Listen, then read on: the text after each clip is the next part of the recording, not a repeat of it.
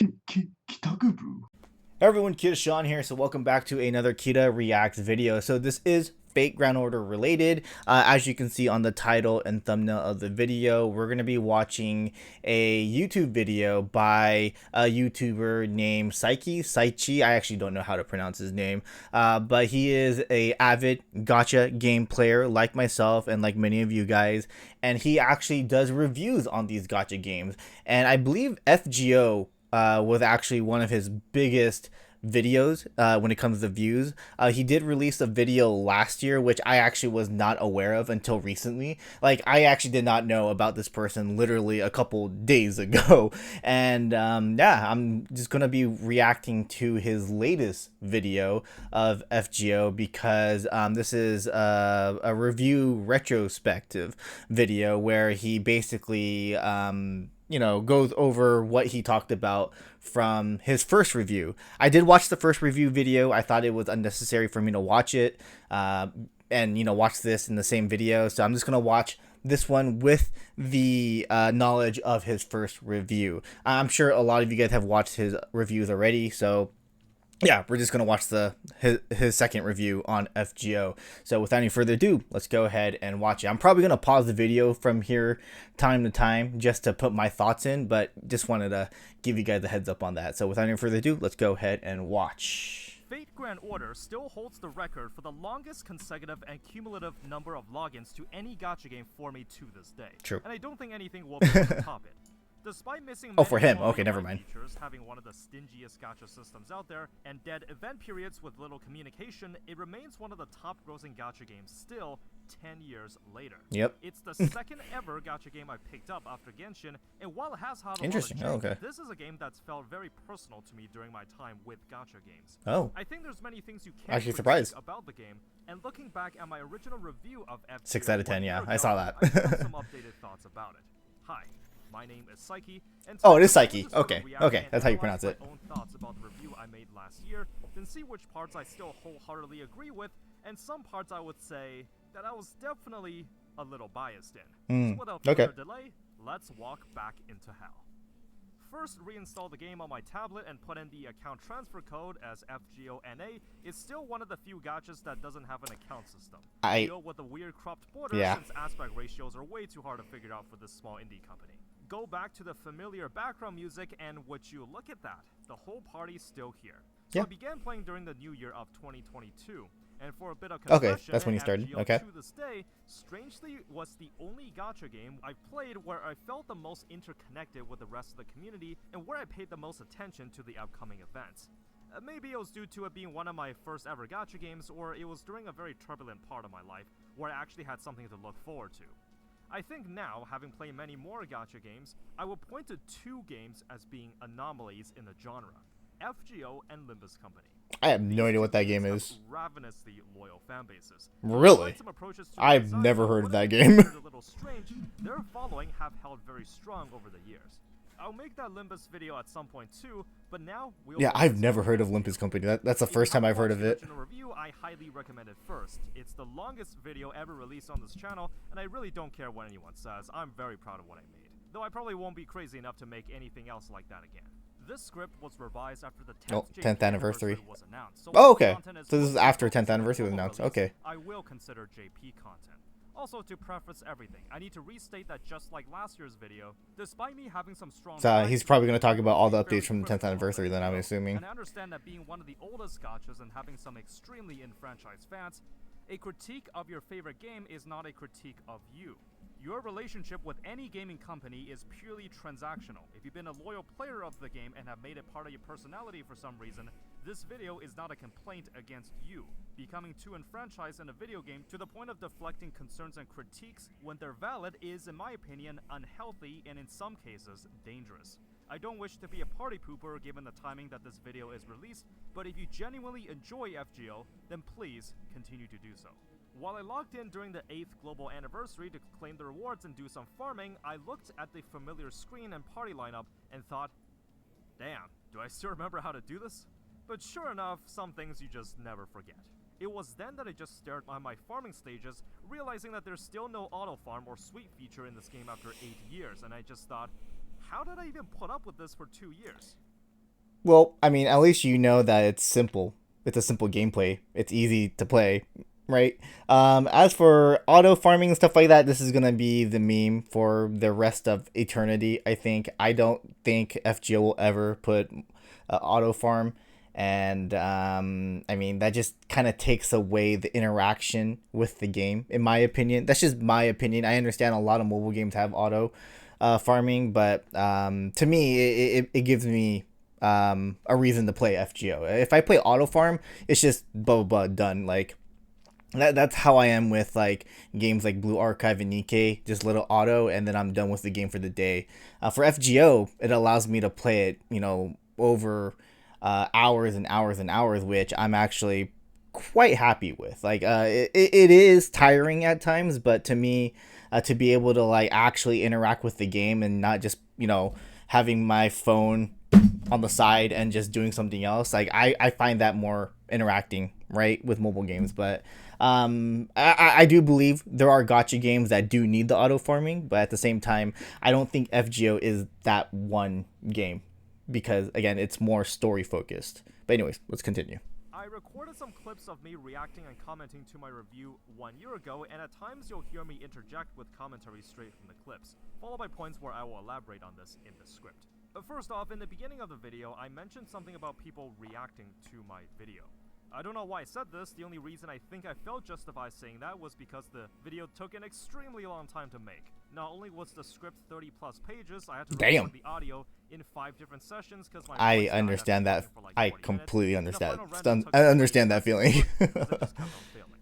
Anyways, I don't really have a problem with people reacting to my content, but I really just prefer people will wait like 2 or 3 weeks before uploading it onto YouTube. I'm not gonna take any actions against anyone unless they literally just re-upload everything entirely. I'm just saying that if you don't wait before the 2 weeks are up, I have no respect for you. Now, Fate was this is wait, hold on. Let me make sure this is past 2 weeks, right? This is past 2 weeks, right? Yeah, okay, it's past 2 weeks. All right, we're good. We're good.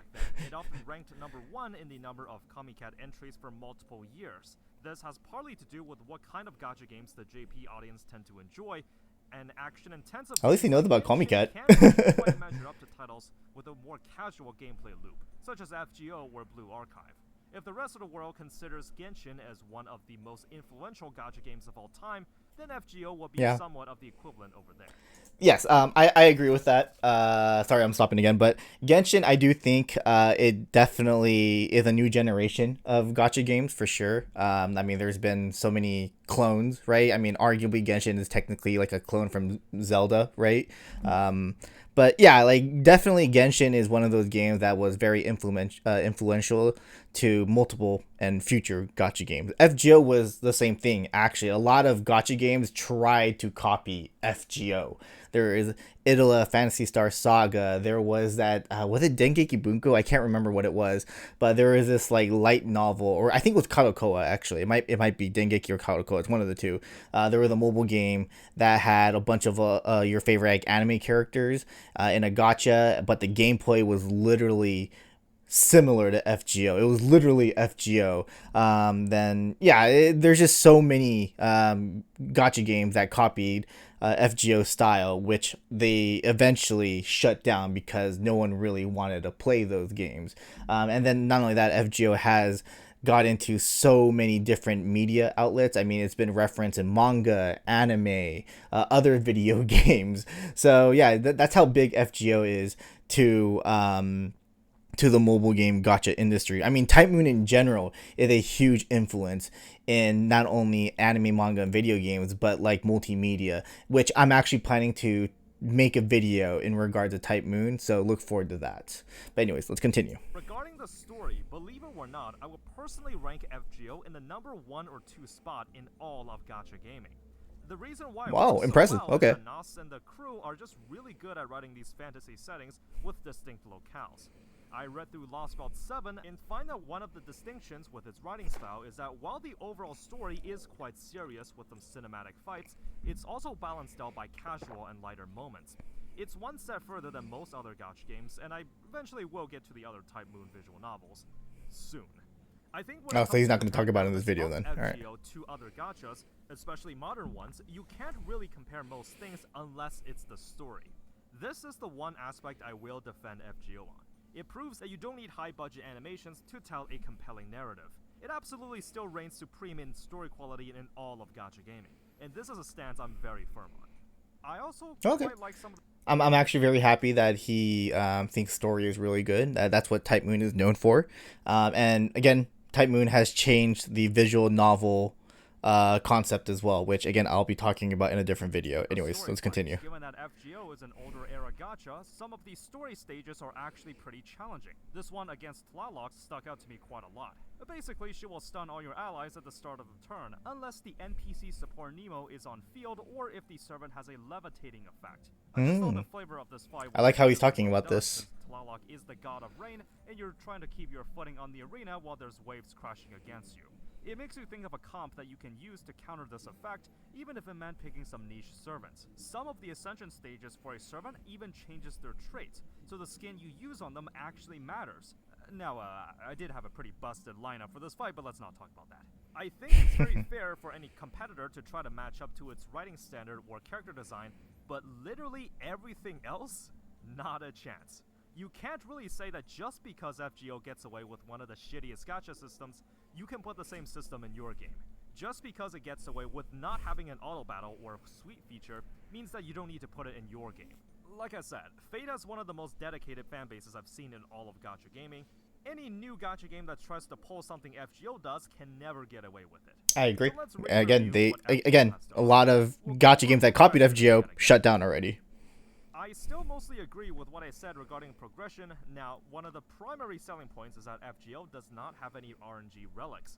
You equip a craft essence and that's sorta it. Yeah, which is simple. You get a lot of good ones with farmable prisms and welfares, so generally speaking, it's not that big of a deal. Some of the ones that drop from the gacha can be a little influential, so there's that too. Regarding the quality of life portions, there's all these small things that make it quite inconvenient to level up your servants, like how you can only slot in 20 XP cards at a time, or how skills have to be leveled one by one. Yeah. So, okay, I gotta... Oh, wait, actually, let's do it after this. Hold on, oops. So this part's obviously a little bit biased. Of course, you could just tap the screen to skip everything. It's mainly just to show how these different screens and all these different mechanics and menus kind of all add up a little bit over time. I think if Lasengo gave an option to... Okay, so the EXP, this part that you could only fit 20 EXP embers, I agree with this. I think this is kind of dumb. I do wish they kind of like expanded that a little bit. But as for the skills, we already have confirmation that in Japan there's mechanics in games that you cannot use because it's licensed. So if FGO wanted to do skill level up 1 through 10 like right away, they are not allowed to do that because of a specific company that has the rights of that. So I don't know if he talks about it in here, but that's kind of the reason why they're not allowed to add that into FGO. It's just patent technology that most gacha games cannot put in their game because of that license. So just throwing it out there, whatever company or whatever mobile game has that, that means they have the license to that, or they're the company that is the one that created that kind of thing. So that's the reason why FGO can't do the skill level up to 1 through 10 right away. That has to be 1 by 1, unfortunately. Just remove the screen. That might be a reasonable way to make it faster. There's no refund for excess XP spent on a servant. There is now. So where you intentionally put half the levels just in case you get a super success, so you don't waste resources. Even in other games with a similar mechanic. Oh, he didn't talk about it. You don't have to worry about. But wait a minute. Did they actually improve it? Oh, you just get more filters now, but you can still only fill 20 cards at once. Well, that's definitely an improvement. Whew, good thing I didn't have to correct my original script. You almost had me there, Lasengo. Now, okay, he didn't talk about it. Yeah, no, they added that during anniversary, so I assume he just missed that, or he didn't know that was something that happened in the JP version. But yeah, we actually get refunds. We actually get refunds of the QP and EXP. So just throwing that out there right now. Not have an RNG relic. Obviously, the NA version does not have that yet, but the JP version we do have that refund. There's going to be something else to counteract that, and that mainly comes from the immense amount of grind you have to do. How many materials do you need to level 1 skill past level 8? 72. Yeah, without auto farm or sweep features, you're gonna be farming for a while. Because of the That lack goes of back to the auto RNG farm. relics, games like this will have to claw back the time you would have spent to farm said relics some other way. I also want to talk about the dupe system. So you can pull a servant 5 times to get their NP level to 5, with diminishing returns the higher you go. After thinking about it a little bit, I was originally going to change my stance on the dupe system, since it's technically just a stat-based increase, and it doesn't lock powerful new passes behind dupes like the MiHoYo game. Yeah, MiHoYo's pretty, like, Genshin and all those MiHoYo games are pretty bad. That's the reason why I don't play these games, is because of stuff like this. Like, I hate how you need to get multiple copies in order to unlock really strong passives and skills and stuff like that. That's the biggest turnoff for me when it comes to MiHoYo games. And then I thought about it. Yeah, no, it's still pretty bad. First, if we were to compare the power level of servants, MP2 damage is quite a noticeable jump in output, which Agreed. can be relevant if you factor in farming, which is realistically what the game is mostly about, as MP1 damage can be a little ass. With 90 plus. I say this all the time, and I think a lot of players can agree with me on this.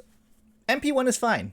Like, I personally don't go MP5 for all my servants. Like, I don't think it's necessary. You can definitely get by with MP1. I mean, it's been proven, right? Like, I've had multiple servants at MP1 that got me through a lot of stuff.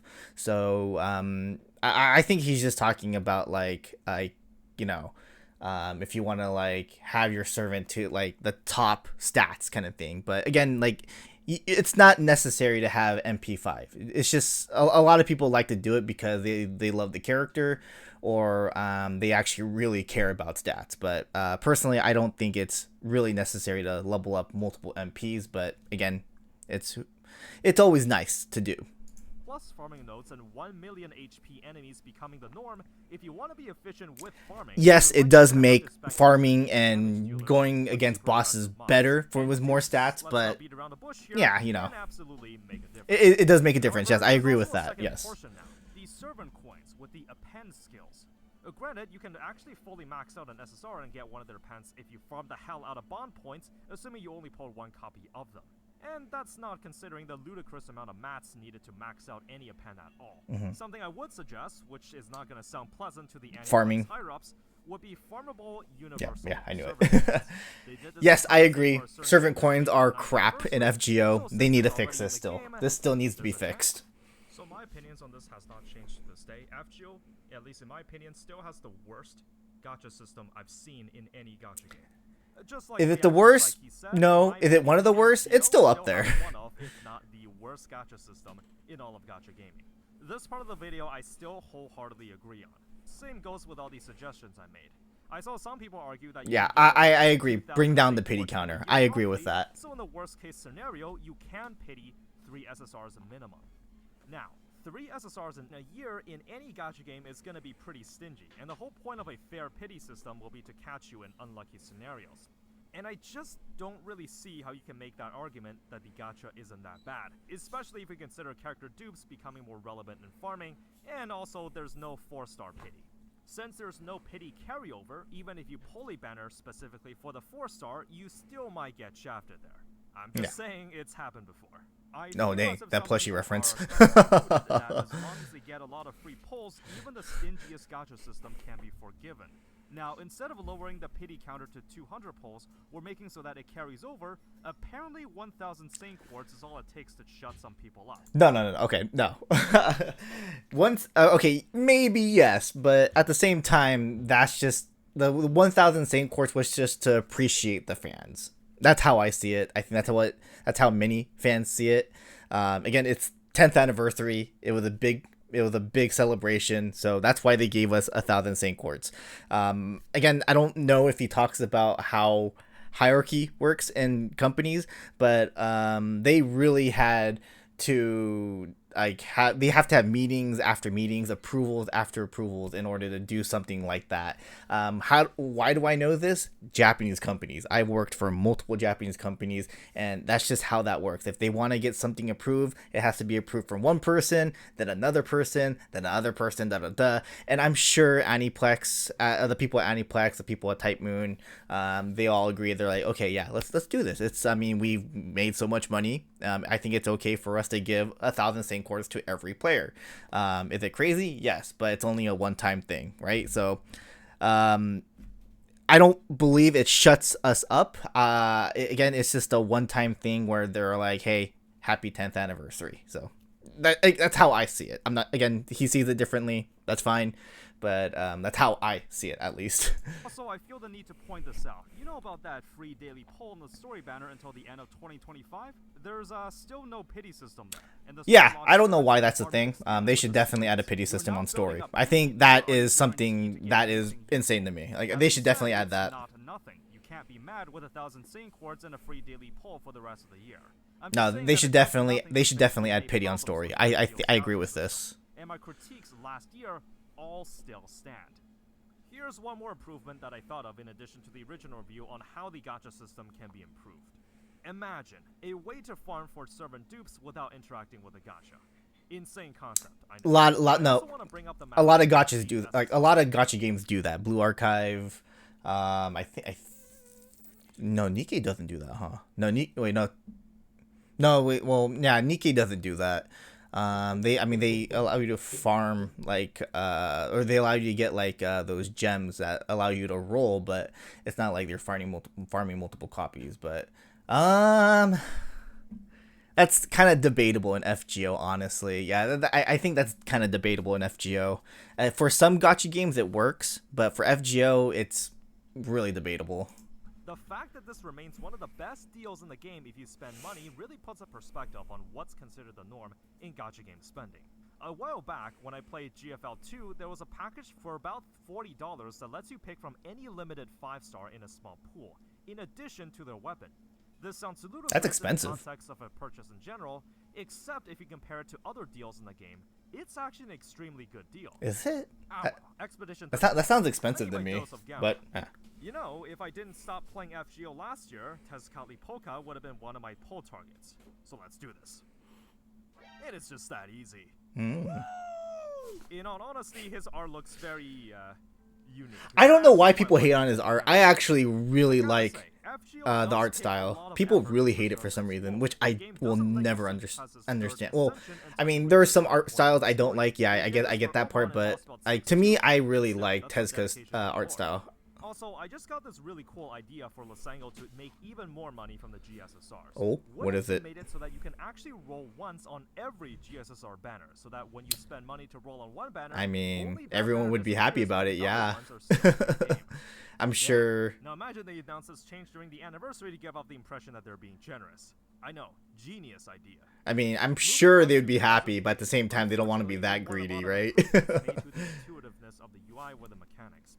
Auto farm or sweeping still don't exist. I know some people pointed out with auto farm and sweeping. Third-party tool where you can let it farm stuff for you. Oh, really? I actually knew about it when I made the first review, except I didn't bother mentioning it as I really can't consider it to be part of the official game. Oh, I mean, obviously it's not official. That's something that you're not allowed to do. But I didn't know that was a thing. Oh, okay. Wait. Actually, no, never mind. I did hear about it. Yeah, no, never mind. I knew about it. Yeah, I just completely forgot about it. I understand that FGO is a pretty old game, and the roster is just going to expand over time. But I found managing and finding who you want to the roster to be fairly rough. Really? This entire filter is not that bad. Very unintuitive. Like if I wanted to search for Fragment of 2030, if I didn't already have it mapped. Are you talking about CEs or the Servants? Servants, it's really easy. CEs, it's pretty easy too. A search bar would make it way easier, but you know, small indie company. Oh, okay. So he's asking to add a search bar. I see. That would honestly. For servants, I don't find it an issue. I think it's actually very easy for servants because I mean each class you can separate it by class, and then you can then separate it like class, then arts like the MP type, and then skills and stuff like that. So I think that's completely fine. The CEs, I tend to forget what CEs have what effects sometimes. So I guess CEs could use a little work, but definitely I think a search bar would be definitely uh, benefit FGO for sure searching. But I don't think it's terrible. I still think I still think searching for servant is fine. CEs I somewhat understand, but again, adding a search bar, Has I agree. definitely improved over the past year. See, I actually knew that a lot of the systems will be added to NA this year, except I never really got to see them in person to really know its effects. I saw that I could pick up past welfare event 4 stars and CEs, so I immediately got Rider Kentucky and Golden Sumo. Again, I do have to give Good credit to choices. FGO for giving welfare units for some events and a boatload of free CEs. Hmm. That's just not something a lot of gachas do. I Don't. would have They preferred if don't. all past events were archived, where the player can just choose to download its assets if they want to play it. I agree. Yeah, So okay. this is I actually agree with that. I do think FGO. I mean, they have added some past events which you can obviously purchase in the Rare Prism shop, right? I do think they should start adding in all the past events because it doesn't look like they're planning to do reruns, right?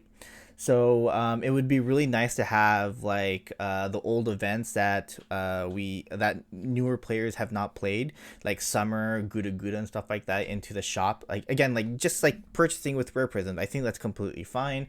I know Grand Blue Fantasy does that. I know Nikkei does it, but for Nikkei, you have to like I can't remember if it's like once a month. Like once a month, you get like this special ticket and you can unlock an event.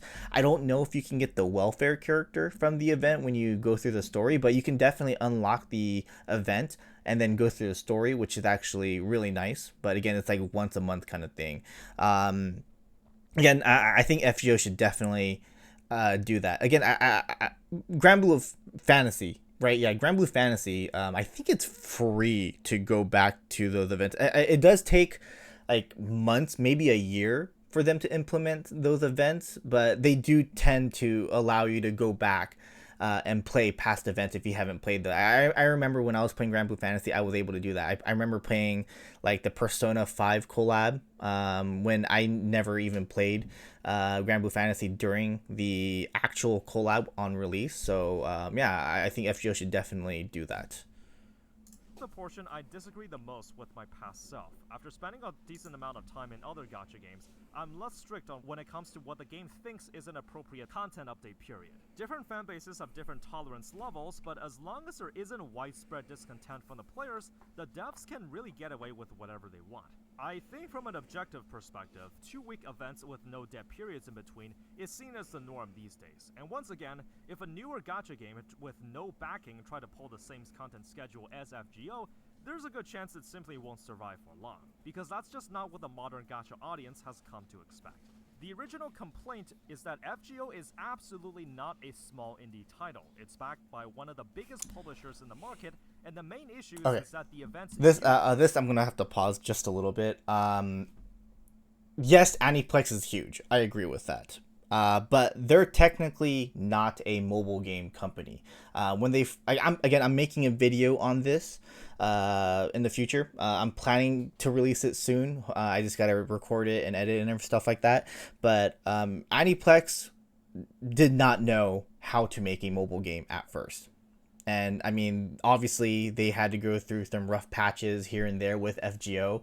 But I think it's fair to say that they're not mainly a mobile game company, but they're trying to be. I mean they've already worked on FGO for 10 years, so they should have that knowledge. I get that, but just you got to remember they're not working on the mobile game. They're not the ones developing the mobile games. But yeah, I just want to throw that out there. I mean, sure, they are a big company, but again, like that's to me that's kind of questionable. But again, I'll talk about that once I release my video. to be 2 weeks, and the transition to 3 weeks did not bring enough additional content with it, in my opinion, of course. Granted, most of the content is in farming, since you have to figure out who your roster is best suited to tackle certain enemy lineups, and if you just want to use the more universal farming techniques, you can do that too. I did play the Summer 8 event, and I realized just how dependent the game is on getting you to grind for everything. Not only is the story campaign both gated by time and materials, you kinda have to complete it if you want to keep the welfare 4-star. I've seen a lot of gachas just split their story and farming content in events, and I don't understand why the game forces you to farm materials before letting you continue playing in the event. I mean, there are some In the gacha original events that review, do that, there's or a portion gacha where games I that do that, but complained there's some about the gacha games Lost that Belt 7 release that kind of schedule force you to on like log in Did every you know day Lost Belt 7 took an immense amount to of get it, time kind for of it to be thing. released, with the Road to 7 campaign taking over the course of a year. Now, there's the case of Nita Chris Alter's banner being run despite the story being delayed and she hasn't made an appearance yet. Obviously, my theory on how the game is willing to jeopardize its creative integrity while trying to make a few bucks for that month's revenue can come off as a little biased. It's based on my own speculation, and there's the possibility that it was done in a way that it did for another reason. Okay, so to be fair on FGO's part, they had to delay Lost Belt 7 because of production. Like, I don't think they were making it on time. That's why I think the gacha was ready to go, but the actual chapter wasn't ready to go. But I do understand what he's talking about. Like, hey, you should have probably had, the Nitocris gacha come out the same time as the chapter release, instead of just like releasing the Nitocris gacha. And kind of spoiling who this character is from the upcoming chapter and making a buck. Yeah, I get that, but I think that if I'm not mistaken, that was the only time FGO has done that. Like, that's probably the only time that's ever been done. Most servants actually released kind of on time. Maybe some anniversary servants here and there, like Castoria and Morgan, but like a lot of the anniversary servants have been connecting into the summer event, which comes out later. So I guess that's kind of like a pass in a way, but I get what he means in this situation. But at the same time, like, I think this is the only time that's ever happened, if I'm not mistaken. Now, everyone's biased. If I said I wasn't biased, I know I'd be lying. Although, even after all this time, I try to think of a different explanation, and I still just can't. It's my own opinion that Losango is not a company I will put my unconditional trust in, and I can't think of a single reason why they will release a new 5-star while the corresponding story was delayed other than greed. But hey, I'm glad NA didn't have to deal with this. I said this in the original review. Oh, really? The NA come out at the same time of the chapter? I actually did not know that. Okay, that's cool. To restate just how important this is in gacha games. It pays well to be stingy. If you're known to not be too player-centric and people are willing to play the game anyways, then if at some point you do something that's remotely considered generous, then everyone praises you. Take a look at the 9th anniversary servant coin changes. Yeah, By this making is so that pretty maxing bad. out servants I required agree. even more dupes, this caused a sizable amount of backlash on the JP servers. It did, yes, As it you did. know, in a response, the issue was quickly addressed and a compromise was made to compensate players. Now, had this been most other gacha developers, that would have been seen as normal. Except in the context of this company, getting a response this quickly is extremely unprecedented. Historically, FGO is not known to be a generous game with receptive devs. This is the same company that took 6 years before implementing a bare-bones pity mechanic. If they were player-focused, they would have made it easier to navigate around the UIs, created quality-of-life features, and made the gacha system more player-friendly a long time ago. Story replay is still not a thing, and I think it's still ridiculous that you can't see exactly what skills do. As how you play can be affected if you Yes. Okay. I 100% agree with this. I 100% agree what he says here. Why doesn't FGO put all of the numbers in the game? Like, I personally want to know. Like, I don't want to keep looking up wiki or app media to figure out exactly how much percentage or how much stars I gain from this one skill. No, it would be really nice to have numbers. I maybe one of the reasons why is because they don't want to add so much text. I don't know, but it would be really cool to see FGO implement, hey, if you level up this skill to this level, you'll get 30% MP or 50% MP. I think that is something FGO should implement. Again, I don't know if it's because of text size or anything like that, but I mean, we've been getting a bunch of skills that have been getting crazy amounts of text, so I don't see an issue in that perspective. But yeah, it's just very annoying to like keep going back and forth to the wiki pages to see exactly how much percentage this gives or how much damage this MP does at this MP level kind of thing. So yeah, that's just something I feel like FGO should definitely work on. And I know Losango is a small indie company. I know you can't profit off the lower rarity units. If they ever do decide to get rid of the caster balls, that'd be a sight to behold. and voila, right? You actually did it.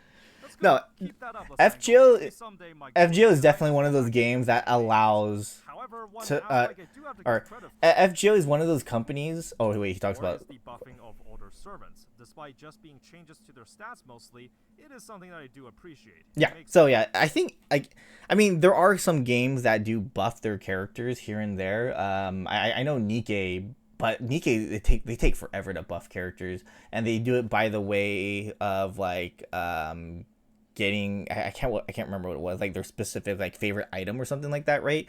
For FGO, FGO is actually one of those mobile games that actually like buff the characters and do reanimations. It does take time to reanimate these servants, but yeah, like I haven't really seen any other games that are that consistent. Like it's always goodbye old servant. Let's make a new version of this character. I don't know. For example, blah blah blah inferno blah blah blah goddess archer or goddess angel, whatever. Like they always add in like a new version of that character, which always really annoyed me in most gacha games.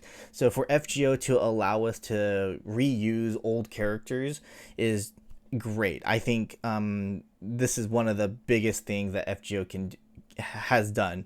And I think a lot of other mobile gacha games should really follow through with that. So like yeah, it's just like it really sucks because like I have favorite characters from this game that just get overpowered by newer characters, and I end up using the overpowered characters because obviously using these characters makes my life easier when I do quests here and there. But yeah, this is one of the reasons why I like about FGO. Pulling older units to be not as bad as their power levels can still rival that of newer ones. So good on them there. I would have liked for some really old units to enter the standard pool, but I don't think that's ever happening. I also want to address what I predict will be the future of FGO. Eventually, the Lost Belt arc will end, as there's already been 7 this year. of them, and the 4 Ordeal Call chapters are already run in JP. Part 2 is confirmed to receive an ending this year. That is correct. The question then becomes, is the entire FGO storyline done, or is there going to be a part? Nah, it's not My done. prediction is very simple. No way in hell does the story Yep. end here. Yep. If Nas doesn't write the story, someone else will.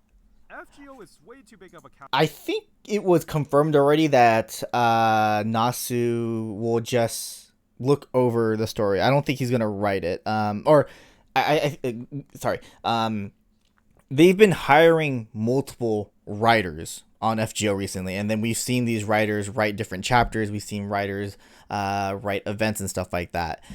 So that's where they're trying to lean toward. They're trying to go to part 3 where Nasu doesn't have to be involved. He's probably gonna look over the story here and there, but he's trying to not write for FGO anymore, especially after that most recent interview, right? He's like 50-50 about being involved with FGO and stuff like that. I'm gonna talk about this in my other video that I'm planning to release again. Originally, Nasu wasn't supposed to be involved with FGO. Just throwing that out there, by the way. I just want to throw that out there, so look forward to that video that I'm writing up. So yeah. To give up. How much closure will the part 2 ending provide? Is it going to wrap up everything nicely so that part 3 will get a fresh start, or will it leave bits of unsolved mysteries in order to string you along to continue playing for part 3? Ending the story of any live service game is a dangerous endeavor. Yes. If the ending feels conclusive enough, a lot of players might just move on from the game, as they feel that the ending provided a lot of closure, and now that the show is over. The Ordeal Call chapters were announced extremely quickly after Lost Belt 7 was over. Right. Oh, what's that? You thought this was the last chapter for part 2? Nah, there's still some loose ends that need tying up. You gotta tune into the next couple years to find out what happens. As a live service game where player retention matters, it's very beneficial to let players know that the game's story is not going to end. Of course, I would have a lot of respect if it did tie everything up and part 3 is about something completely different. However, I have a sneaky suspicion that Nasu will be asked to write part 3. Okay, so yeah, he has not read any of the interviews. All right. Given that a primary incentive to play the game is I do think Nasu will write chapters here and there, but I don't think he's going to be fully involved. I I think realistically speaking, in regards to the game itself, I really don't think they need to make any changes to the UI or systems. Oh, interesting. I'm actually surprised about that. I would love to see an overhauled version of the game with better UI and more intuitive designs, but something tells me that's not happening. This current version of FGO is coasting along just fine, and I think most fans would rather keep the familiarity of the existing version. I agree. The very definition but I do want to see some new stuff. Don't fix it. Yeah, okay, yeah. My final conclusion for Fate Grand Order is great story and designs, kinda ass for everything else. Despite this, if Arc 2 ends in a conclusive way, I'll probably come back and go through the Ordeal Code chapters myself when they eventually finish Part 2 on the NA servers. I think it's all but guaranteed that a Part 3 will be released in the future, and with this train chugging along for 10 years already, the game will probably outlast every single gacha game out there, despite having one of the lowest budgets and missing a ton of modern features. Anyways, I hope you enjoyed watching this retrospective of my review a year ago. If you want to catch more highly specific analysis related to gacha games, you know what to do. For those who want to go the extra mile, you can support for what I do for as little as $2 on Patreon. Thank you for watching, spend moderately, and have fun out there.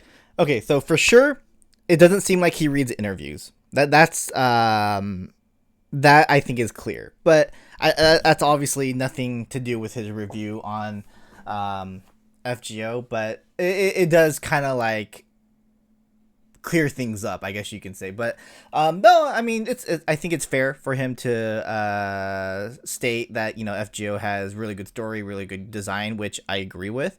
Everything else, I don't know about saying it's ass, but I do think, again, servant coins need work. I do think gacha is obviously one of the worst gachas in gacha. I do think pity needs work. I mean, adding a search bar to look for servants and CEs would be really nice. I mean, for me, it's the CE part. I think that'd be really nice. I mean, auto and stuff like that, again, that's debatable. Personally, I feel like you having auto would detach my what do you call it, my attention with FGO, or my like familiarity with FGO. I think it just makes it a more intriguing connection with the game. So that's kind of the reason why I don't personally want auto in FGO. But again, it's different for everyone there. But yeah, I mean, overall, I think this is actually a pretty solid review video. Again, I agree with some things he says, and I disagree with some things he says, and that's fine. So yeah, I mean, it's a good review. I think he actually does a pretty good job. Again, I've only watched his FGO videos, his 2 FGO videos, this being one of them. I have never watched any of his other videos because I don't really play all those other gacha games. But I mean, yeah, I think he did a pretty solid job here. I do think, oh yeah, he did miss some points, but I mean, whatever, like that's fine.